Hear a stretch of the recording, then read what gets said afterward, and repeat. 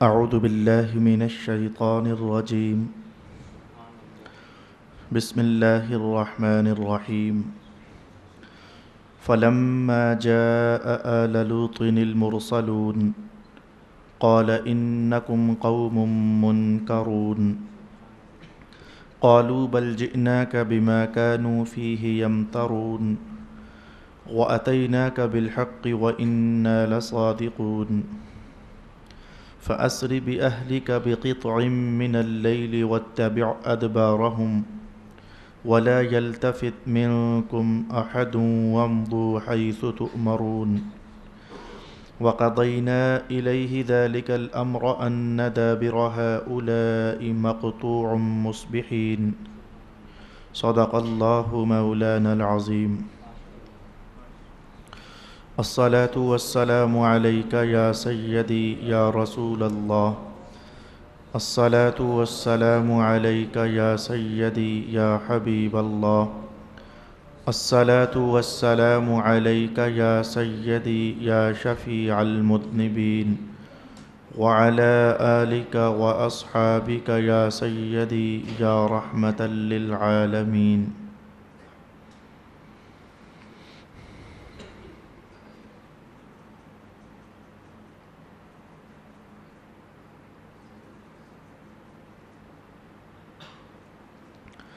پھر جب فرشتے لوط کے گھر گئے، لوط نے کہا بے شک تم ناآشنا لوگ ہو۔ فرشتوں نے کہا بے شک ہم آپ کے پاس اس عذاب کو لے کر آئے ہیں جس میں یہ لوگ شک کرتے ہیں، اور ہم آپ کے پاس برحق عذاب لے کر آئے ہیں، اور بے شک ہم ضرور سچے ہیں۔ سو آپ کچھ رات گزرنے کے بعد اپنے گھر والوں کو لے کر روانہ ہوں، اور آپ ان سب کے پیچھے چلیں، اور آپ میں سے کوئی شخص پیچھے مڑ کر نہ دیکھے، اور آپ سب وہاں جائیں جہاں کا آپ کو حکم دیا گیا ہے۔ اور ہم نے لوط کو اس فیصلہ سے مطلع کیا کہ جس وقت یہ لوگ صبح کر رہے ہوں گے تو ان کی جڑ کاٹ دی جائے گی۔ صدق اللہ مولانا العظیم۔ انبیاء کرام کے تفصیلی حالات سورۃ الاعراف میں ایک بار ہم سماعت کر چکے ہیں اور پڑھ چکے ہیں۔ اس بار جبکہ سورہ حجر کے اندر مختلف انبیاء کے حوالہ جات قرآن حکیم ارشاد فرما رہا ہے، اختصار کے ساتھ قرآن حکیم کی آیات طیبات کے ترجمہ اور چند باتوں پر اکتفا کرتے ہوئے اپنے سبق کا اختتام کرنا چاہیں گے۔ گزشتہ نشست میں آپ نے سماعت کیا کہ حضرت لوط علیہ السلام کی قوم جو کہ ایک مخصوص قسم کی برائی اور گناہ میں ملوث تھی، مرد اپنی شہوت کو مردوں کے ساتھ بجھاتے تھے، تو ان کو عذاب دینے کے لیے اللہ نے فرشتے نازل فرمائے، لیکن ان فرشتوں کو ایک اور مقصد بھی دیا گیا تھا۔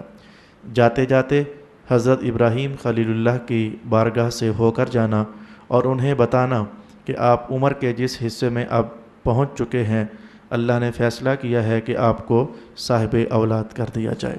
تو فرشتے حضرت ابراہیم علیہ السلام کے پاس آئے، اللہ کا پیغام دیا کہ اللہ تعالیٰ آپ کو بیٹا عطا فرمانا چاہتا ہے۔ حضرت ابراہیم علیہ السلام نے فرشتوں کو انسانی بھیس میں جو اپنے پاس دیکھا تو ان کی کچھ کنڈیشنز ایسی تھیں جن کو دیکھ کر آپ دل میں ڈرے کہ جو لوگ اس طرح آنے والے ہوتے ہیں یہ کوئی خیر کا پیغام لے کر نہیں آتے ہیں۔ تو ادھر ایک بار بات چیت ہو گئی، ابراہیم علیہ السلام کے پاس بات چیت ہو گئی۔ ابراہیم علیہ السلام نے پوچھا بتاؤ تم جا کہاں رہے ہو، جو اصل بات ہے وہ بتاؤ۔ فرشتوں نے کہا ہم تو قوم لوط پر عذاب لے کر جانا چاہتے ہیں۔ وہ محفل ختم ہو گئی، فرشتے اپنا سفر لے کر آگے بڑھ گئے، اور جب حضرت لوط پیغمبر کے پاس فرشتے پہنچے تو حضرت لوط علیہ السلام نے ان کو دیکھا تو دیکھ کر انکار کیا اور فرمایا انکم قوم منکرون، تم منکر لوگ ہو۔ منکر انہیں کہا جاتا ہے جنہیں دیکھ کر تو انکار کیا جائے، نہیں بھائی نہیں، نہیں بھائی نہیں، ایسا نہیں ہونا چاہیے تھا۔ تو لوط علیہ السلام نے انہیں دیکھا تو انکار کیا، ایسا نہیں ہونا چاہیے تھا۔ یہ کیا چیز تھی؟ جس کا انکار کیا جا رہا ہے۔ میں نے پہلے آپ کو ایک جملے میں اشارہ کیا، لوط علیہ السلام کی قوم لڑکوں کے ساتھ بدفعلی کے برے عمل اور گھنونے کرتوت میں ملوث تھی۔ اپنے علاقے کا نوجوان لڑکا ہوتا تو اس کے ساتھ وہ برائی نہ کرتی، لیکن اگر کوئی باہر سے خوبصورت نوجوان ان کی بستی میں داخل ہو جاتا تو گناہ کی لذت انہیں کشاں کشاں وہاں لے آتی۔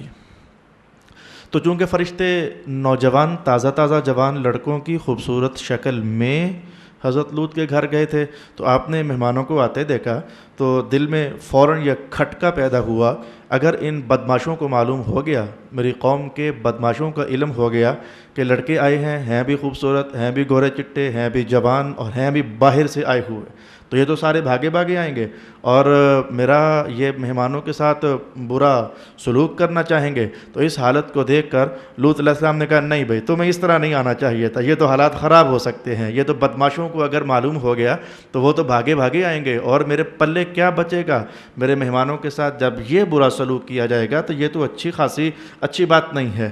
تو یہ جملہ تھا جس پر آپ نے فرمایا انکم قوم منکرون، تم ایسے لوگ ہو، ایسی شکل و صورت میں آئے ہو کہ جس پر انکار کرنے کو دل کرتا ہے کہ ایسے تمہیں نہیں آنا چاہیے تھا۔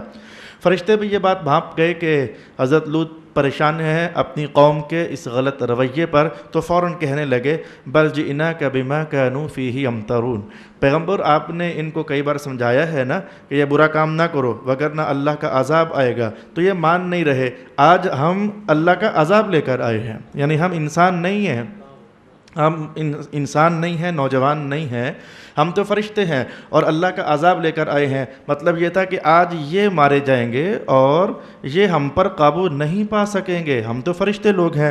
فرمایا کہ بما كانوا فیہ یمترون، جس میں یہ لوگ شک کرتے تھے آج ہم وہ چیز لے کر آ گئے ہیں۔ وَأَتَيْنَاكَ بِالْحَقِّ، اور جو عذاب آیا ہے وہ عذاب برحق ہے۔ جب کوئی گناہ قوموں کی دنیا میں داخل ہو جاتا ہے، بھئی دیکھو گناہ فرد میں داخل ہو جائے تو وہ فرد سزا کا مستحق ہو جاتا ہے، دوسرے فرد میں داخل ہو جائے تو پھر وہ فرد سزا کا مستحق ہو جاتا ہے، اور جب کوئی گناہ قوموں کے رگ و پے میں داخل ہو جائے، جب کوئی گناہ قومی گناہ بن جائے تو پھر یاد رکھنا کہ وہ پوری کی پوری قوم اللہ کے عذاب کی مستحق ہو جایا کرتی ہے۔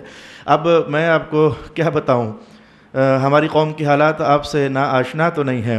ایک صاحب نے رمضان المبارک کے اندر ایک عجیب سا سوال کر دیا، کہنے لگے جی آپ اہل سنت کہتے ہو کہ رب کائنات نے قرآن حکیم میں کہا ہے کہ ما کان اللہ لیعذبہم وانت فیہم، محبوب پاک جب تک آپ ان لوگوں میں ہیں تو ہم ان پر عذاب نازل نہیں کریں گے۔ تو رسول اللہ علیہ السلام تو ہیں، ہم میں ہیں، اپنا ان کا جسم اقدس مدینہ شریف میں محفوظ ہے، تو رسول اللہ جب ہیں تو ان کے ہوتے ہوئے یہ عذاب پر عذاب، عذاب پر عذاب، عذاب پر عذاب، کبھی طیارہ گر جائے، کبھی دھماکے ہو جائیں، کبھی سیلاب آئے تو آدھا ملک برباد ہو جائے، تو یہ کیا ہے، قرآن غلط کہتا ہے یا کچھ اور معاملہ ہے؟ تو اس نے عجیب سا سوال کر دیا۔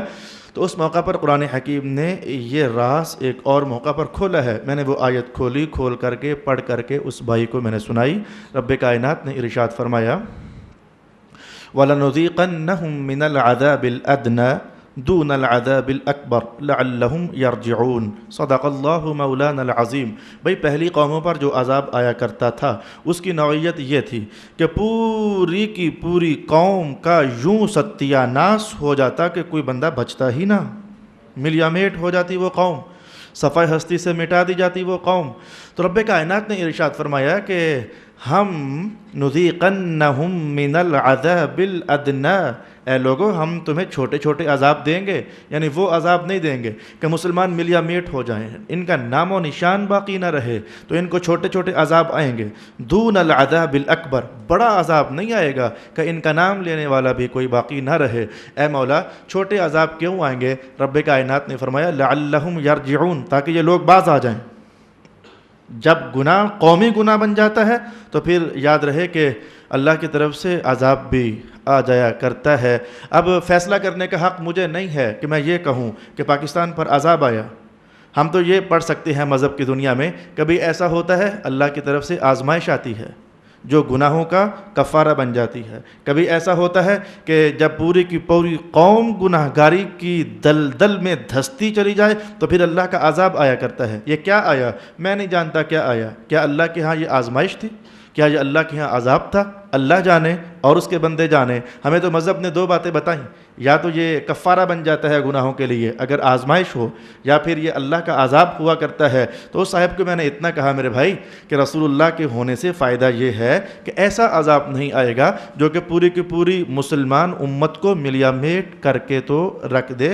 ارشاد گرامی ہوا وَأَتَيْنَاكَ بِالْحَقِّ، جب پوری قوم گناہ گار ہو جاتی ہے تو پھر عذاب کا آنا برحق ہو جاتا ہے۔ وَإِنَّا لَصَادِقُونَ، ہم سچ بول رہے ہیں، ہم بالکل ٹھیک کہہ رہے ہیں کہ جو عذاب آ رہا ہے یہ برحق آ رہا ہے اور یہ قوم اس کی مستحق ہو چکی ہے۔ یقین جان لیجئے ایک برائی تھی اس قوم میں جس کا قرآن نے حوالہ دیا، لڑکوں کے ساتھ غلط کام کرنا، صرف اس برائی پر عذاب برحق ہو چکا۔ اب اس تناظر میں ذرا دیکھیے ہمارے عوام میں کیا چل رہا ہے۔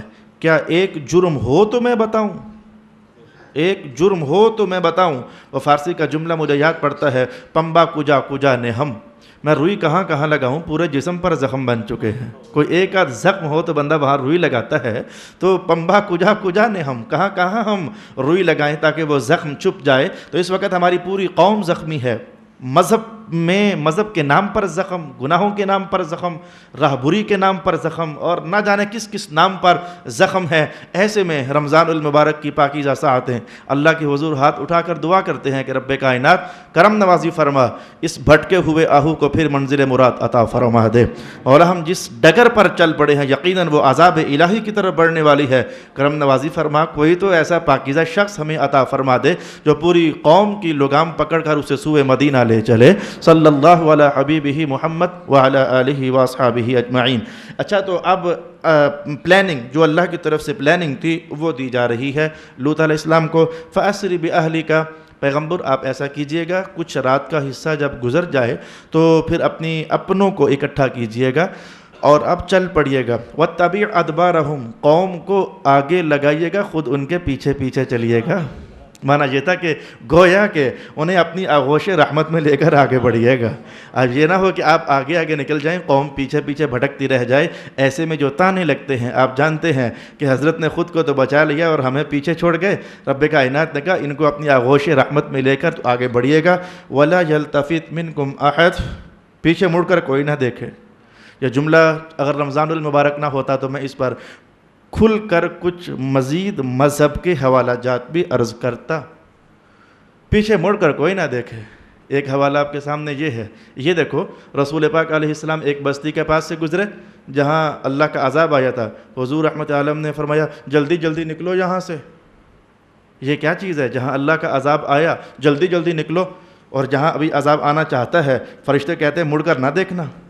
ادھر ہمارا مذہب یہ سمجھائے کہ قبر جب بند کر دی جائے تو پھر کھولو مت۔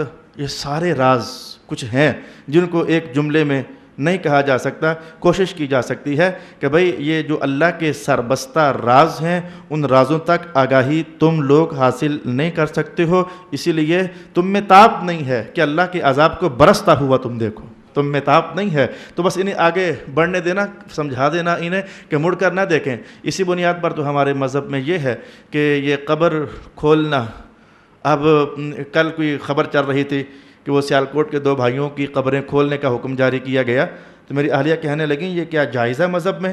میں نے کہا جائز تو نہیں ہے بیگم، میں کیا کروں گا، کوئی ہمارے مذہب کی بات سنے تو پھر ہے نا، جائز نہیں ہے، نہ جانے اندر کیا ہے، کیا اندر اللہ کا نور برس رہا ہے، پھر تو سبحان اللہ ہے، یا پھر اندر اللہ کا عذاب برس رہا ہے۔ اگر وہ تمہاری نظروں کے سامنے آ گیا تو تمہیں ہوش اپنے بھول جائیں گے۔ اس لیے تو اللہ نے وہ قبر کا عذاب یہ لوگوں کی نگاہوں سے پوشیدہ رکھا۔ حضور رحمت عالم نے یہ جملہ ارشاد فرمایا کہ جب قبر والے کو درے پڑتے ہیں، جب اسے کوڑے عذاب کے پڑتے ہیں تو انسانوں اور جنوں کے سوا سارے سن رہے ہوتے ہیں، اس کی چیخ و پکار سب سن رہے ہوتے ہیں۔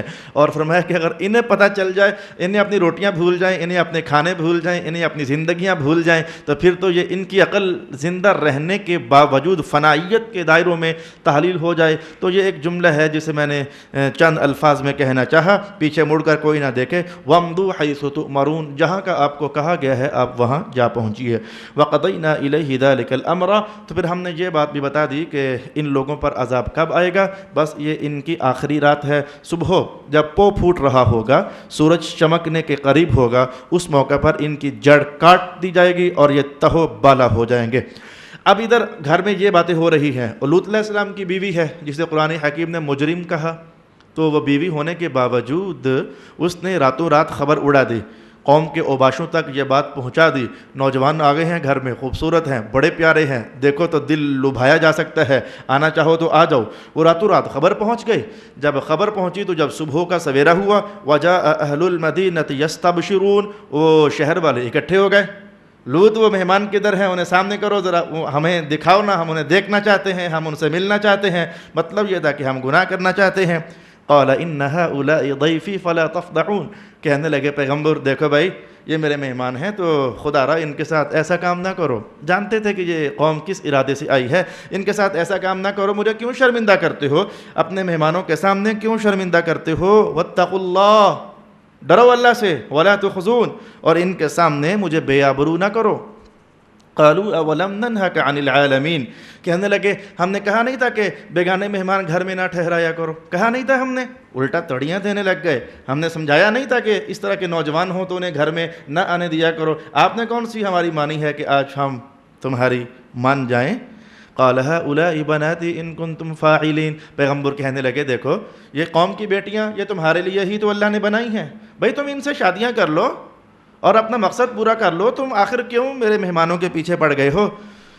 اللہ اکبر، میں نے آپ سے کہا تھا کہ قرآن حکیم کی یہ شان ہے، اس کا طرہ امتیاز ہے، مدین کی بات چل رہی ہو، اصحاب ایکا کی بات چل رہی ہو، قوم لوط کی بات چل رہی ہو، قوم موسیٰ کی بات چل رہی ہو، قوم نوح کی بات چل رہی ہو، جون سا عنوان بھی چھڑا ہوا ہو، درمیان میں مدینے والے رسول کی بات لازمی آئے گی، وہ کہیں نہ کہیں درمیان میں ذکر آتا ہے۔ اب دیکھو بات ان کی چل رہی تھی، پہلے بھی ان کی بات، اور یہ ایک لائن کے فوراً بعد پھر ان کی بات، درمیان میں رب کائنات نے کہا محبوب تیری عمر کی قسم، تیری زندگی کی قسم، یہ کیسے مدہوش ہوئے پڑے ہیں۔ رسول اللہ علیہ السلام کو درمیان میں ایک جملہ کہہ دیا گیا، لعمرک، آپ کی زندگی کی قسم، انہم لفی سکرتہم یعمہون، گناہوں کے نشے نے انہیں مدہوش کیا ہوا ہے۔ چونکہ رمضان میں درس مختصر ہے، وگرنہ یہ جملہ بہت ساری دلچسپیوں کا حامل ہے۔ رسول اللہ کی عمر مبارک کی قسم، یہ زبردست دلچسپیوں کا حامل جملہ ہے، انشاءاللہ العزیز اسے میں کسی اور موقع کے حوالے کرنا چاہوں گا۔ میں ارادہ رکھتا ہوں کہ آج میں کچھ سبق سمیٹ لوں تاکہ اگلی نشست جو کہ ختم قرآن کی نشست ہوگی اس میں سورہ ہجر کا اختتام کر دوں، اور پھر رمضان المبارک کے بعد وہ جمعے کے خطبوں میں بھی ایک نئی صورت کا آغاز ہو جائے گا، ہو سکتا ہے کہ سبحان الذی اسری کا آغاز کر لیا جائے، اور جمعرات کی نشستوں میں بھی ایک نئی صورت کا آغاز ہو جائے گا۔ اس لیے ابھی کئی موقع ہیں ہمارے پاس، یہ عنوانات پھر سے آئیں گے اور وہاں انہیں موضوع سخن بنا لیا جائے گا۔ الغرض درمیان میں ایک جملہ کہا، لعمرک انہم لفی سکرتہم یعمہون، آپ کی زندگی کی قسم وہ اپنی مستی میں مدہوش ہو رہے ہیں، یہ جملہ کہہ کر فوراً پھر مولا کائنات نے فرمایا لوط علیہ السلام تو پھر چلے گئے، رات کو اپنی قوم کو لے کر چلے گئے، رات گزر گئی، جب صبح کا سویرا ہوا فأخذتهم الصیحۃ مشرقین، جب سورج شرق مشرق طلوع ہو رہا تھا تو اس وقت ایک چیخ بلند ہوئی، اور وہ چیخ بڑھتے بڑھتے اس قدر زیادہ ہو گئی، کانوں کے پردے پھٹنے لگ گئے، دماغوں کے بھیجے ہولنے لگ گئے، جیسے کہ آپ بڑی چیخ کی بات کیا کرتے ہو، آپ کا منہ ادھر ہو، کوئی آپ کا دوست یار پیچھے سے آ کر آپ کو ٹھا کر دے تو میں کہتا ہوں آپ تو ادھر ہی دہل سے جاتے ہو، یہ کیا ہو گیا ہمارے ساتھ، یہ چھوٹی سی ٹھا تو آپ برداشت نہیں کر سکتے، اور فرشتہ کوئی پھر چیخ نکالے اور چیخ بھی اتنی زور آور ہو کہ جو دلوں کو پھاٹ دینے والی ہو، تو فرمایا کہ ایک عذاب ان پر یہ آ گیا، ایک چیخ تھی، زبردست چیخ نے انہیں پکڑ لیا، فجعلنا عالیہا سافلہا، تو ہم نے اس بستی کو اٹھا کر پلٹا دیا، نیچے والا حصہ اوپر، اوپر والا حصہ نیچے، نیچے والا حصہ اوپر، اوپر والا حصہ نیچے، وَأَمْطَرْنَا عَلَيْهِمْ حِجَارَةً مِّن سِجِّيلٍ، اور تیسرا عذاب ان پر یہ آیا، ان پر پتھر برسائے گئے، اور ہر پتھر پر نام لکھا ہوتا تھا کہ یہ پتھر فلاں شخص پر پڑنا ہے، تو وہ عذاب سے بھرا ہوا پتھر اس شخص پر آ پڑتا۔ کم از کم اتنا تو جان لیجئے کہ یہ لڑکوں کے ساتھ بدفعلی کرنا یہ اتنا گھناؤنا جرم ہے کہ اس کی سزا میں پوری قوم کو اگر ستیہ ناش کر دیا دیا جائے تو قرآن ہمارے سامنے بول رہا ہے، اور قوم کو پلٹا دیا جائے تو قرآن ہمارے سامنے بول رہا ہے، پتھروں سے برسات کر دی جائے تو تب بھی قرآن ہمارے سامنے بول رہا ہے۔ اسی لیے یہ زنا کی سزا مقرر ہوئی کہ غیر شادی شدہ شخص ہے تو 100 کوڑے مار دیے جائیں، شادی شدہ ہے تو رجم کر دیا جائے، لیکن اس عمل کی سزا میں ہمارے مذہب نے کوئی حد متعین نہ فرمائی کہ اتنی کو پھینٹی لگنی چاہیے، اتنی کو مار پڑنی چاہیے۔ اس کو تعزیر کے عنوان سے تعبیر کیا گیا۔ تعزیر کا معنی یہ ہے، صحابہ کے ہاں ایک فتویٰ یہ بھی تھا کہ ایسے شخص کو دیوار کے نیچے بٹھا کر دھکا دے دو، بچ گیا سو قسمت، مر گیا سو قسمت۔ دوسرا فتویٰ یہ بھی تھا پہاڑ کی چوٹی پر لے جاؤ تو گرا دو، بچ گیا 100 قسمت، مر گیا 100 قسمت۔ تو الغرض مختلف قسم کے فتح وجات صحابہ کے مابین بھی گردش کیا کرتے تھے۔ وَأَمْطَرْنَا عَلَيْهِمْ حِجَارَةً مِّن سِجِّيلٍ إِنَّ فِي ذَلِكَ لَآيَاتٍ لِّلْمُتَوَسِّمِينَ، بے شک اس میں فراست والوں کے لیے نشانیاں ہیں۔ یہ پھر مستقل خوبصورت پیارا اور میٹھا عنوان ہے۔ اس میں اہل اللہ کے اس زندگی کے حصے کی طرف اشارہ کیا گیا کہ جو رسول پاک علیہ السلام فرمایا کرتے تھے، اتقوا بفراست المؤمن فإنہ ینظر بنور اللہ، کہ مومن بندے کی فراست سے ڈرا کرو، یہ اللہ کے نور سے دیکھ لیتا ہے، تم نہ بھی بولو تو تمہارے دلوں کی کہانیاں یہ پڑھ لیتا ہے۔ تو فرمایا کہ یہ جو سارا پروسیس ہوا اس میں اہل فراست کے لیے نشانیاں ہیں۔ وَإِنَّهَا لَبِسَبِيلٍ مُقِيمٍ، قرآن حکیم نے یہ جملہ بڑا خوبصورت ارشاد فرمایا۔ آج کے تناظر میں بھی اس جملے سے رہنمائی حاصل کی جا سکتی ہے۔ فرمایا کہ یہ ان بستیوں کو جو ہم نے پلٹا دیا تھا، ان پر جو عذاب آ گیا تھا، تو یہ بستیاں کوئی مکہ سے بہت دور نہیں ہیں۔ عراق جاتے ہوئے انہیں دیکھا جا سکتا ہے، شام جاتے ہوئے انہیں دیکھا جا سکتا ہے۔ تو محبوب انہیں بتائیے کہ یہ بستیاں کوئی بہت دور نہیں ہیں، سبیل یہ سر راہ واقعہ ہیں۔ تو مکہ والوں کو بتائیے کہ وہ کل تک نہ مانے تو ان کا حال یہ ہوا، تم آتے ہوئے بھی دیکھ سکتے ہو، جاتے ہوئے بھی دیکھ سکتے ہو۔ تو اگر تم نے نبیوں کے سردار کی نہ مانی تو پھر اپنا ٹھکانہ تم خود سوچ لو کہ تمہارے ساتھ کیا ہوگا۔ ان فی ذلک لآیۃ للمؤمنین، بے شک اس میں ایمان والوں کے لیے نشانی ہے۔ وَإِنْ كَانَ أَصْحَابُ الْأَيْكَةِ لَظَالِمِينَ، اور بے شک اصحاب ایکہ یعنی شعیب علیہ السلام کی قوم بھی ظلم کرنے والی تھی، کم تولا کرتی تھی، وہ کم ماپا کرتی تھی، کم تولا کرتی تھی۔ لینا ہوتا کسی سے تول کر تو وٹے ان کے باٹ بڑے ہوتے، اور جب دینا ہوتا تو پھر ان کے باٹ چھوٹے ہو جاتے۔ لیتے وقت گویا کہ 1.25 کلو کا وہ کلو بنا کر لیتے، اور جب دینا ہوتا تو وہ 1.25 کلو کو کلو کہہ کر کے تو دیتے۔ وہ ڈبل جرم کیا کرتے تھے۔ فرمایا فانتقمنا منہم، ہم نے ان سے انتقام لے لیا، ہم نے پھر ان سے انتقام لے لیا۔ وَإِنَّهُمَا لَبِإِمَامٍ مُبِينٍ، اور یہ بھی تو تمہارے سامنے ہی ہے، یہ بستی بھی تو تمہارے سامنے ہی ہے، یہ دونوں بستیاں تمہاری نگاہوں کے سامنے ہیں، آتے اور جاتے ہوئے ان کا مشاہدہ کیا جا سکتا ہے۔ اور اللہ کے عذاب برسنے کے خوف سے کچھ ایمان کی طرف رہنمائی حاصل کرنے کی کوشش کی جا سکتی ہے۔ انشاءاللہ مجھے امید ہے کہ ختم قرآن کس دن ہو رہا ہے؟ بدھ والے دن ختم قرآن کی محفل ہے، تو اس میں ویسے تو میں اس دن گفتگو نہ بھی کروں تو کوئی حرج نہیں ہے۔ یہ کاغذ میرے سامنے پہنچا، وہ ہر 4 تراویح کے بعد یا اینڈ پر یہ جو قاری صاحب کریں گے ترجمہ، اور کیا ہر 4 تراویح کے بعد آپ کو سننا پڑے گا اس کا ترجمہ تھوڑا سا، یا اس کا شان نزول یا مختصر تفسیر۔